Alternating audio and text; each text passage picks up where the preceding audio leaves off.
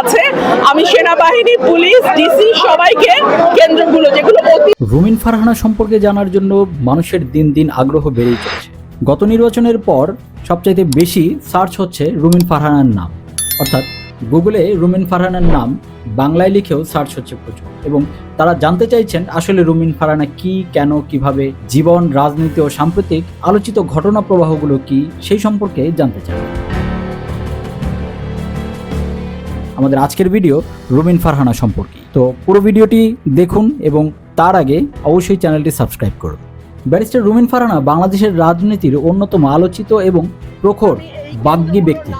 প্রখ্যাত ভাষা সৈনিক অলি আহাদের কন্যা হিসেবে তিনি রাজনৈতিক উত্তরাধিকার থাকলেও তিনি নিজের মেধা, আইনি জ্ঞান এবং সংসদীয় বিতর্কের মাধ্যমে স্বতন্ত্র পরিচিতি তৈরি করেছেন। বিশেষ করে 2025 সালে শেষ ভাগে দলীয় শৃঙ্খলা ভঙ্গের অভিযোগে বহিষ্কার এবং 2026 সালের নির্বাচনে স্বতন্ত্র প্রার্থী হিসেবে জয়লাভ তাকে নতুন করে আলোচনার কেন্দ্রবিন্দুতে নিয়ে এসেছে।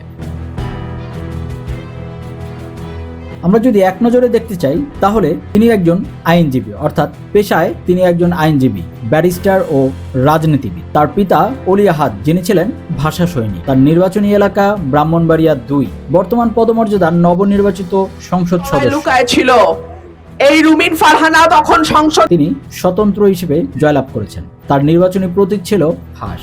ব্যক্তিগত শিক্ষা জীবনের রুমিন ফারহানা কেমন? রুমিন ফারহানা 1981 সালের 19 আগস্ট ব্রাহ্মণবাড়িয়ার বিজয়নগরে জন্মগ্রহণ করেন। তার পিতা অলি আহাদ বাংলাদেশের স্বাধীনতা ও ভাষা আন্দোলনের অন্যতম কিংবদন্তি নেতা। হলি ক্রস স্কুল এবং ভিকারুন্নেসা নুন স্কুল অ্যান্ড কলেজে পড়াশোনা করেন তিনি। তারপর তিনি লন্ডন বিশ্ববিদ্যালয় থেকে আইন বিষয়ে স্নাতক অর্থাৎ LLB এবং যুক্তরাজ্যের লিঙ্কনস ইন থেকে ব্যারিস্টার অ্যাট ল ডিগ্রি অর্জন করেন।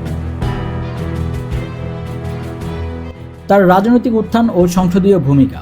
2019 সালে বিএনপি থেকে সংরক্ষিত নারী আসনে সংসদ সদস্য নির্বাচিত হওয়ার পর থেকেই রুমিন ফারহানার আলোচনার শীর্ষে আসেন। একাদশ জাতীয় সংসদে সরকারের বিভিন্ন নীতির কঠোর সমালোচনা এবং জনগণের দাবি আদায়ে তার জ্বালাময়ী বক্তব্য তাকে ব্যাপক জনপ্রিয়তা এনে দেয়। দলটির কেন্দ্রীয় আন্তর্জাতিক বিষয় সম্পাদক হিসেবে তিনি আন্তর্জাতিক মহলে বিএনপির অবস্থান তুলে ধরার কাজ করতেন। 2022 সালের ডিসেম্বরে দলীয় সিদ্ধান্তে একাত্মতা প্রকাশ করে তিনি সংসদ সদস্য পদ থেকে পদত্যাগ করেছিলেন। 2025 সালের নাটকীয় মোড় ও বহিষ্কার। রুমিন ফারহানা রাজনৈতিক জীবনের সবচেয়ে বড় টার্নিং পয়েন্ট আসে 2025 সালের শেষের দিকে।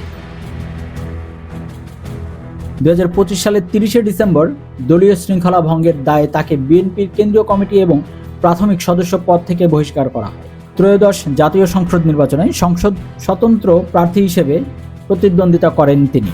তার এই অবস্থানের কারণেই দল থেকে তাকে কঠোর সিদ্ধান্ত নিয়ে বহিষ্কার করার সিদ্ধান্ত নেওয়া হয়। 2026 সালের নির্বাচনে জয় বহিষ্কার হওয়ার পর তিনি দমে না গিয়ে ব্রাহ্মণবাড়িয়া 2, সরাইল ও আশুগঞ্জ আসন থেকে স্বতন্ত্র প্রার্থী হিসেবে নির্বাচনে অংশ নেন। তার নির্বাচনী প্রতীক ছিল হাঁস। 2026 সালে 12 ফেব্রুয়ারি নির্বাচনে তিনি বিপুল ভোটে জয়লাভ করেন এবং তার নিকটতম প্রতিদ্বন্দ্বীকে বড় ব্যবধানে পরাজিত করে পুনরায় সংসদ সদস্য নির্বাচিত হন। রাজনৈতিক টকশো এবং সামাজিক যোগাযোগ মাধ্যমে যার ভয়হীন ও যুক্তিনির্ভর কথা বলা তাকে তরুণ প্রজন্মের আইকনে পরিণত করেছেন।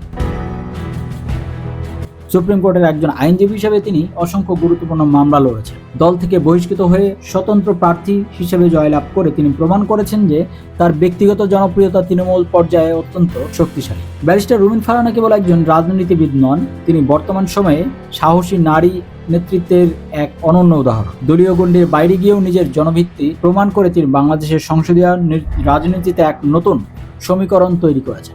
লুকায় ছিল। এই রুমিন ফারহানা তখন সংসদ